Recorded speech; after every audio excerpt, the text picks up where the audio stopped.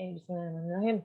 Hari ini pertemuan drama dan teater masuk ke chapter berapa itu? Topiknya How to Analyze Drama. Pertemuan keberapa, Nak? Ingatkan tolong. 4. Pertemuan keempat. Insya Allah hari Rabu itu pertemuan kelima kita mau ngebahas tentang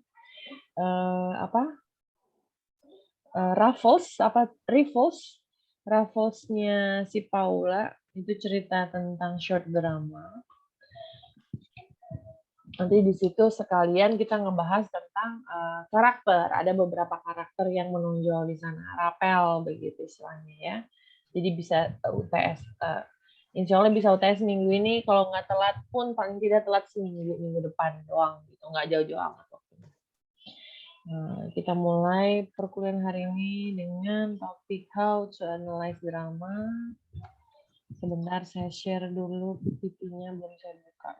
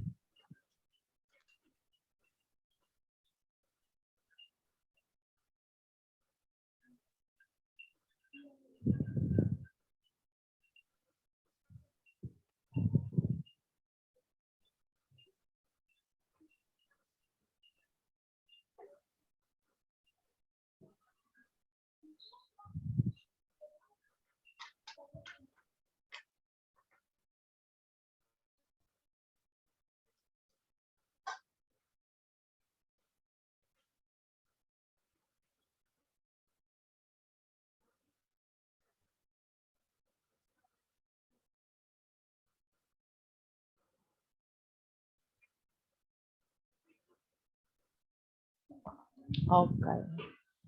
Analyzing drama.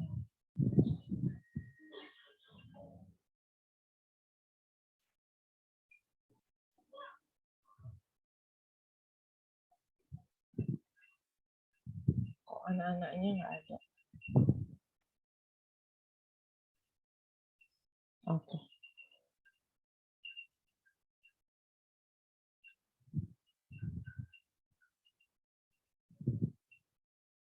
Sip. Mari kita mulai analyzing drama. Kita bilang analyzing drama karena di pertemuan berikutnya kita mau ngomongin tentang dramanya si Raffles gitu berkaitannya. Bukan berarti kita tidak membahas topik teater karena kan seperti yang di awal sudah disampaikan si drama dan teater sendiri sebenarnya tidak bisa dipisahkan pun jika disamakan mereka tidak bisa disamakan. Mereka adalah hubungan yang sulit begitu. Seperti kalau lagi pacaran hubungannya tidak jelas. Mau teman tapi mesra bukan, mau pacaran juga bukan, nggak tahu hubungannya. Tapi mereka intinya tidak bisa dipisahkan. Analyzing drama, jadi apa itu? Analyzing dramanya nggak jalan.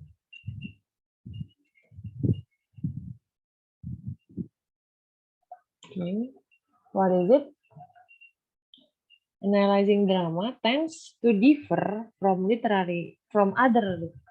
Katanya drama biasanya dibedakan dari literary work yang lain karena berdasarkan dialog dan karakternya. Nah, sesuai ya. Kok Miss Nika nggak bisa melihat kalian sambil presentasi itu nggak marem.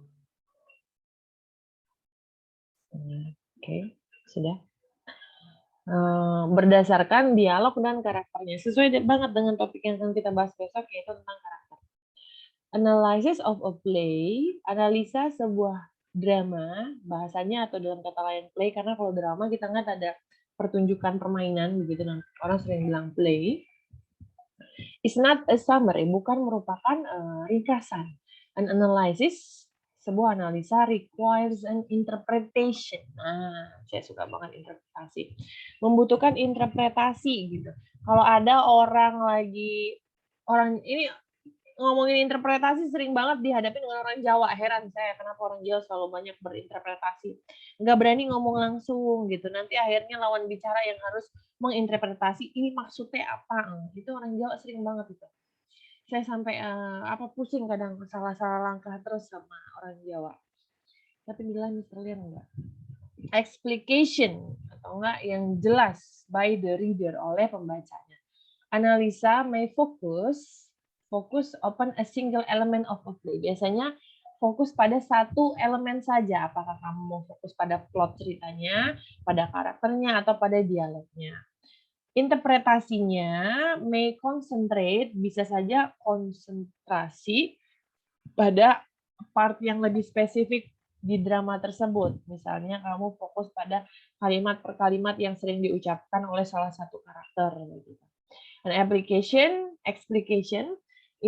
explication biasanya atau interpretasi, diingat ya kata-kata ini, interpretasi sama dengan explication, atau apa tadi lagi, play sama dengan drama. Explications not only what the word means, bukan hanya tentang apa itu drama, tapi bagaimana accomplished by the author purpose. Biasanya juga mengorek kenapa si penulis menuliskan drama ini. Biasanya ada alasan-alasan atau era-era tertentu akhirnya penulis membuat cerita di balik zaman dia sedang hidup. Misalnya zaman Elizabethan dulu tidak boleh perempuan keluar rumah, ada banyak drama tentang itu. Atau zaman Victorian sangat tabu jika seorang perempuan memimpin suatu instansi, itu biasanya banyak juga penulis-penulis yang menceritakan. Cuma kita tidak fokus pada zamannya, kita hanya fokus pada dramanya, begitu ya. Ingat, bagaimana kita menganalisa drama itu bukan ringkasan, melainkan sebuah interpretasi. Dan mau kemana interpretasinya diambil, ya ambil ke single elemen dari drama tersebut. Mau plot, mau karakter, mau dialog. Nah, untuk hal si Raffles, lupa lagi namanya, kita akan fokus ke 3 topik ya untuk besok, dan ada salah satunya karakter. Nggak mau dipencet. First thing to do, katanya. First thing to do, proses yang kita lakukan secara umum adalah examine the title. Pertama kita baca dulu title-nya tentang apa. Apakah dia mengindikasikan konflik atau kondisi seorang manusia. It is a symbolic atau something else. Sarkastika, satirika, humorous, atau serius. Atau apakah itu deskriptif, dan kenapa kamu pikir si author harus menulis itu. Nah, ini yang akan kamu sampaikan di hari Rabu. Misalnya bercerita ya, jadi Raffles adalah ceritanya tentang ini. Menurut saya kenapa si penulis menulis, si Paula memilih judul ini, karena pada zaman itu bla bla bla. Ceritanya adalah tentang apa, feminisme misalnya, sekilas emang tentang feminisme. Terus dan bisa dijelaskan, diinterpretasikan lebih dalam lagi tentang title. Terus read the play, baca dramanya. Lumayan banyak ya, tapi kalau dicicil mungkin baca terus itu dalam 2 hari bisa selesai kalau kerjaan saya membaca doang. Nah, itulah yang harus dilakukan kalau belajar tentang sastra. Ini kan masuk dengan sastra, sementara Anda masuk dalam pendidikan. Jadi kamu harus membaca agar kamu mengetahui tentang apa sih cerita drama besok yang kita bahas hari Rabu. Are there any indication of the meaning? Adakah indikasi dari arti tersebut? Topiknya, setting kejadian dramanya, terus voice of the speaker, kira-kira ada nggak pengalaman hidup si speaker yang ditampilkan di drama itu? Apakah itu historical dan cultural? Apakah ada sangkut pautnya di situ? Study the ending. Endingnya bagaimana? Where has the play taken you? Nah, ini hubungannya dengan kamu. Setelah kamu baca si drama itu, si play itu, kira-kira apa yang terpikir di kepalamu, atau enggak mengarahkan kamu menjadi seorang apa, atau enggak kamu mendapatkan ilmu apa. pemahaman baik apa yang kamu dapatkan setelah kamu membaca si drama tersebut. Berikutnya, examine the play by parts. Kamu akan menguji si drama tersebut dengan parts. Are the acts or scene simbolik, ada nggak simbolik yang ditunjukkan pada drama tersebut? Ada tujuan dari acting tersebut atau spesifik poin yang dimaksud kenapa si Raffles itu dibuat jadi sebuah drama. Dan determine the tone. Tone ini cuma tentang author attitude penulisnya. Nggak masalah sih sebenarnya ini. Penulisnya terhadap subject of the play. Biasanya memang ada beberapa penulis yang fokus pada satu penulis yang istilahnya itu menjelaskan itu diri dia gitu. Jadi dia membuat sebuah cerita, tapi dia menggunakan nama orang lain, tapi cerita itu menggambarkan diri dia. Cuma akhirnya cerita itu enggak pure murni tentang kehidupan dia, dibelok-belokkan. Biasanya ada seperti itu. Tapi ini terlalu mengulik dalam tentang background dari si autor, dari si penulis. Jadi kita nggak fokus pada dramanya. Jadi makanya saya bilang ini tidak terlalu penting si determine the tone. Jadi yang penting untuk dilakukan adalah judulnya, kenapa judul ini terjadi, simboliknya apa, terus tipenya seperti apa. Tadi saya udah ngasih kata kunci, ini adalah tipe feminism. Banyak kalau kamu mau buka Google juga banyak untuk mencari ringkasannya. Cuma kan tadi slide pertama pembahasannya bukan ringkasan yang diceritakan, melainkan interpretasimu. Jadi setelah kamu memakai cara membaca ringkasan dari Google, misal kamu menggunakan metode itu, kamu harus punya interpretasimu sendiri tentang drama tersebut. Terus kamu otomatis akan membaca play-nya, dan study the ending adalah setelah kamu baca, poin apa yang kamu dapatkan. Nah, ini yang kedua besok. Apa yang memberikan apa, dampak apa gitu. Biasanya seperti saya, kalau saya suka membaca tentang sejarah dulu, kalau perempuan itu suka menjadi bahan masalah. Jadi kalau dia keluar sedikit tanpa izin suami, sama seperti sekarang kalau dalam agama kita, itu dia dianggap berzina. Kalau dia, walaupun sebenarnya dia keluar hanya untuk belanja, dia sudah dianggap berzina. Dan kalau jika dia melakukan itu tanpa izin suaminya, dia akan memakai huruf merah warna A, huruf A warna merah di bajunya yang menandakan untuk memberitahu masyarakat sekitar bahwa dia sudah menjadi perempuan penzina. Padahal dia cuma pergi keluar tanpa minta izin begitu. Nah, itu ada zaman ceritanya, saya lupa namanya apa dulu. Nah, itu yang dimaksud dengan study the ending. Jadi dari cerita itu saya mengetahui gitu, oh zaman dulu berarti ngeri banget ya, sampai dipermalukan di masyarakat. Pakai baju, jadi huruf merah itu begini, misalnya huruf A ya, warna merah, ditaruh di bajunya, dikalungkan di lehernya, dan dia akan pergi memakai itu selama si suaminya hendaki. Jadi begitu yang terjadi pada masa lalu. Kasian banget ya, berarti kenapa itu terjadi kalau saya bilang gitu ya. Ini misalnya menceritakan jika saya yang membaca cerita untuk poin 3 study di ending. Kenapa cerita itu terjadi? Oh ya bisa saja cerita itu terjadi karena zaman dulu kan tidak ada ilmu yang gampang didapat. Ilmu itu kan didapat dari orang-orang pintar yang memberikan ilmu dari satu tempat ke tempat lain. Tidak ada telepon, tidak ada internet, jadi hanya ada satu orang pintar yang dianggap master begitu, dan dia pergi ke satu-satu tempat. Misalnya biksu atau nggak dokter. Dokter kan cuma aja satu orang dokter di satu wilayah. Misalnya Purwokerto itu. Hanya ada satu dokter di Purwokerto. Jadi kalau misalnya apapun yang dikatakan si dokter itu orang akan percaya. atau enggak pemuka agama. Kalau dulu kan di luar negeri Kristen apa Nasrani. Hanya ada satu pemuka agama yang hebat dipercaya. Jadi kalau si pemuka agama mengatakan perempuan itu sudah melakukan zina, semua orang akan percaya. Jadi hanya satu ilmu saja, tidak banyak. Seperti sekarang. Kalau sekarang kan misalnya ada orang yang menceritakan ilmu, dibantah ilmunya tidak benar dengan data yang lain.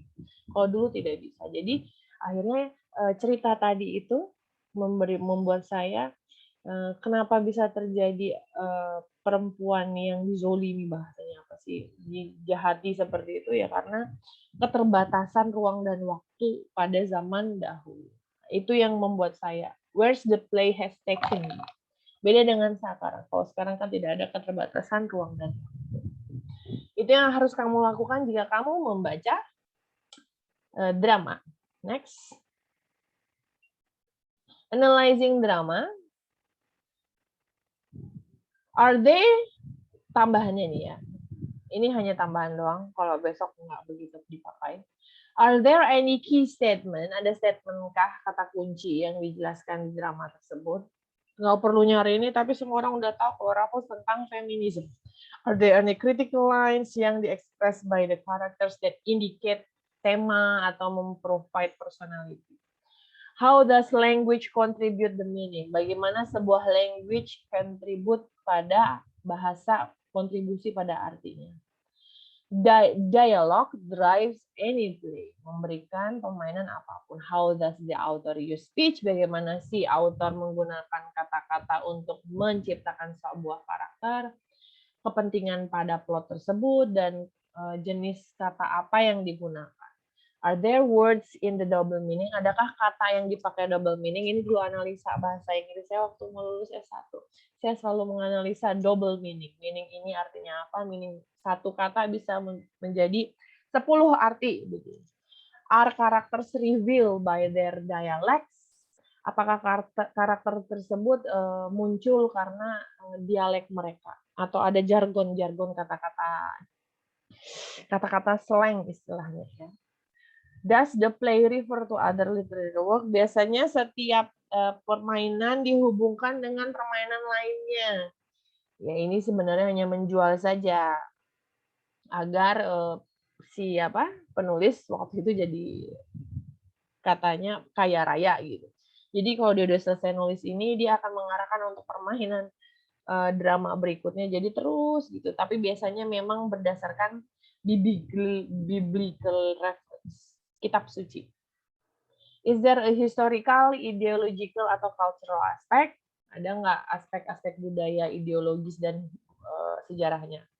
Does the play relate to world event? Biasanya ada kejadian dunia pada, ya ini saya bilang tadi, pada zaman Elizabethan, era Victorian, itu pasti menceritakan tentang zaman tertentu. Periode of time, periode waktu tertentu, aspek particular of culture, budaya, aspek budaya, race, status, gender, dan kelas gitu ya.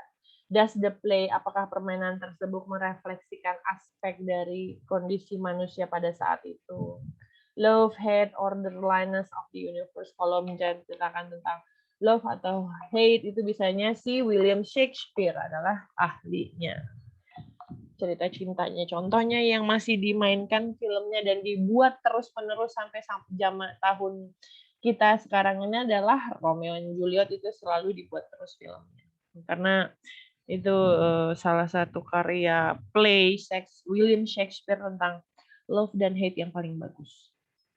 And what qualities or emotion does the play evoke? Emosi apa yang disampaikan? How does make you feel?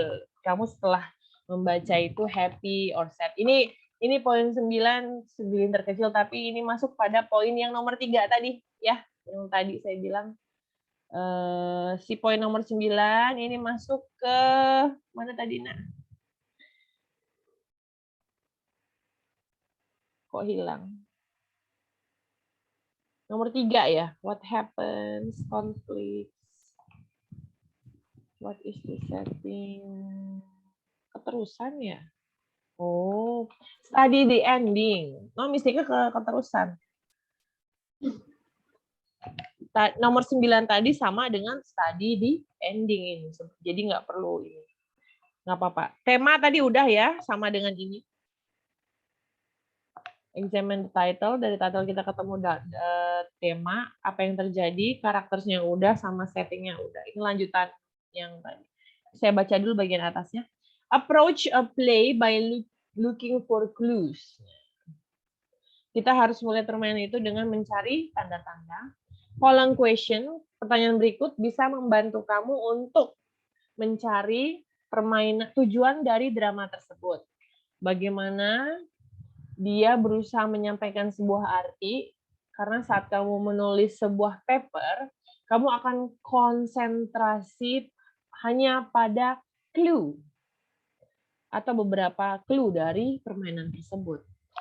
First clue yang harus dilakukan adalah tema.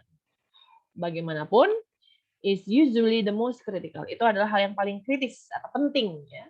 Read the play several times before starting your analysis. Kamu harus baca beberapa kali sebelum memulai analisa. Mohon maaf, waktunya singkat, jadi beberapa kali itu tergantung ketersediaan waktu Anda dan kesemangatan Anda. A slow, careful reading of the work is essential. Jadi membacanya tidak perlu buru-buru, kamu perlu membacanya dengan pelan agar kamu paham dengan artinya. Ini lanjutan yang tadi, ya. Terus setelahnya kamu membaca how to write the analysis. Kalau kamu perlu tulis, boleh. Kalau tidak apa-apa. Yang penting poinnya pada hari Rabu kamu bercerita. You can speak, you can retell, bercerita in English or in Indonesia. Boleh didouble, terserah. Yang penting mampu menceritakan. Writing the analysis, jadi kamu harus write a clear introduction of a play. Jelas, introduction of the play ini kayak nulis skripsi. Nanti aja ini, setelah UTS ya belajar nulisnya. Indicating the title and the author, titlenya siapa, autornya siapa. And follow the introduction with the precise thesis statement. Diikuti kata permulaannya dengan kata introduction-nya. That tells the reader point of your essay. Jadi kalau nulis introduction itu yang harus kamu harus memberikan banyak energi di situ agar tulisan tersebut memukau dan orang dari awal membaca aja udah feeling, wah ini pasti bagus ini hasilnya. Makanya kalau nulis skripsi pun latar belakangnya yang dipentingkan. Apa ini latar belakangnya? Karena dosen hanya melihat dari latar belakang. Di latar belakang dosen tahu arahnya mau kemana. Sama dengan analisa atau essay, itu introduction itu paling penting. Agar reader tahu poin dari essay tersebut. Tahu si pembaca kamu lagi mau ngomongin apa. Move point by point through your paper. Kamu bisa maju poin per poin di papermu, buatlah certain. Yakinkan kalau masing-masing paragraf punya topik dari sebuah kalimat, dan kalimat yang lain di paragraf tersebut mensupport, mendukung, atau mengexpand, melebarkan, atau menginterpretasikan topik dari awal kalimat tersebut. Ini writing. Kalian udah dapat writing belum? Semester 5. Harusnya udah ya. Udah apa belum, Nak? Sudah. Nah, sudah. Bagaimana cara menulis analisa. Dan write a conclusion. Tulislah sebuah konklusi atau kesimpulan yang mengikat keseluruhan paper tersebut dan harus disampaikan lagi dengan kalimat yang lain. Jadi kalau mengulang-ulang kalimat dalam paper, dalam tesis, itu tidak boleh. Bukan tidak boleh, malah kamu dicoret-coret gitu. Kalau ada dosen yang rajin ngecek, dia akan, ini kalimatnya diganti. Kalau enggak, kamu akan dicoret-coret begitu aja. Akhirnya kamu harus menginterpretasi maksudnya apa. Intinya repetition, pengulangan kalimat pada jurnal ilmiah itu tidak disarankan. Jurnal ilmiah termasuk essay pun, essay kan termasuk jurnal ilmiah, tidak disarankan untuk menulis repetition word. Makanya di sini dibilangnya restated, tulis lagi dengan kalimat yang berbeda. Oke.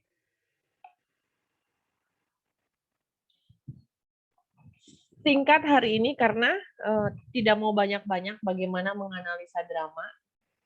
Kemarin kan baru memberikannya di hari apa? Cuma seminggu waktunya.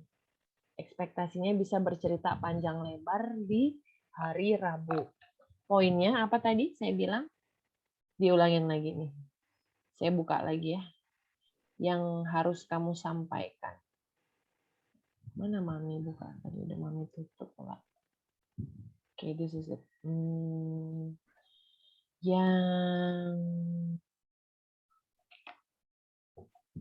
Yang ini kelihatan ya di layarnya.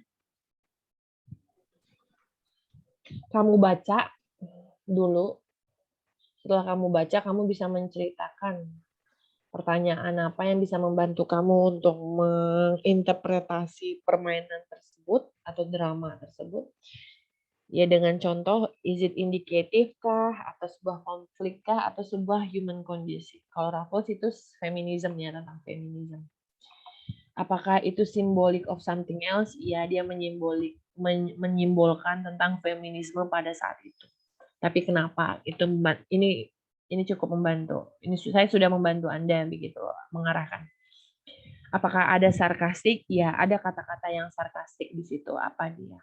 Biasanya ada permainan-permainan, ada dialog-dialog. Kalau feminisme berarti laki-laki tidak punya peran di situ ya. Atau enggak laki-laki merendahkan peran perempuan di situ. Coba dicari bentuk sarkastiknya, bentuk satiriknya, atau bentuk seriusnya. Karena tidak mungkin dia humoris. Kita sudah baca, nomor 2 udah kita baca read the play.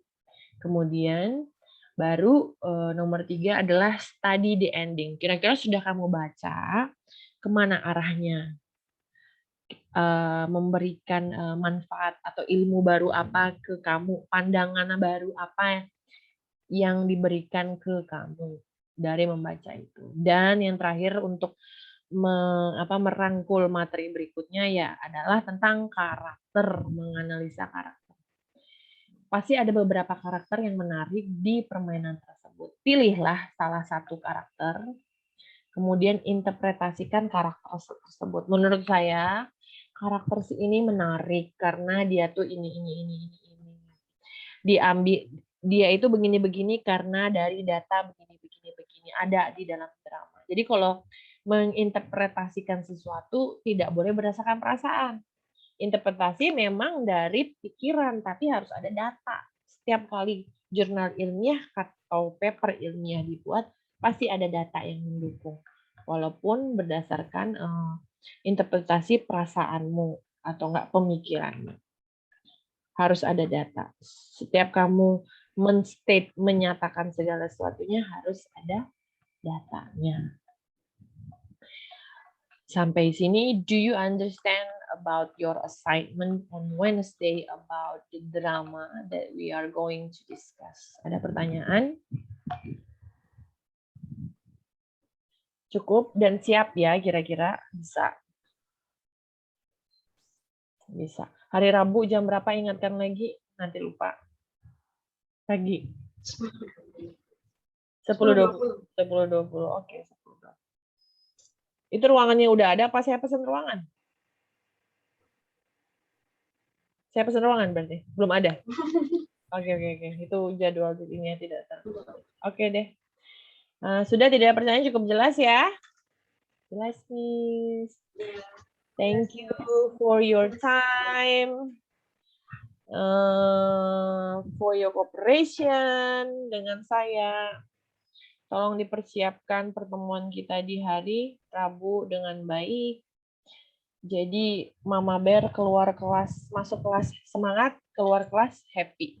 Oh, anak-anaknya mudeng. Nggak beban lagi. Thank you. I will see you on Wednesday. Wassalamualaikum warahmatullahi wabarakatuh. See you. Waalaikumsalam.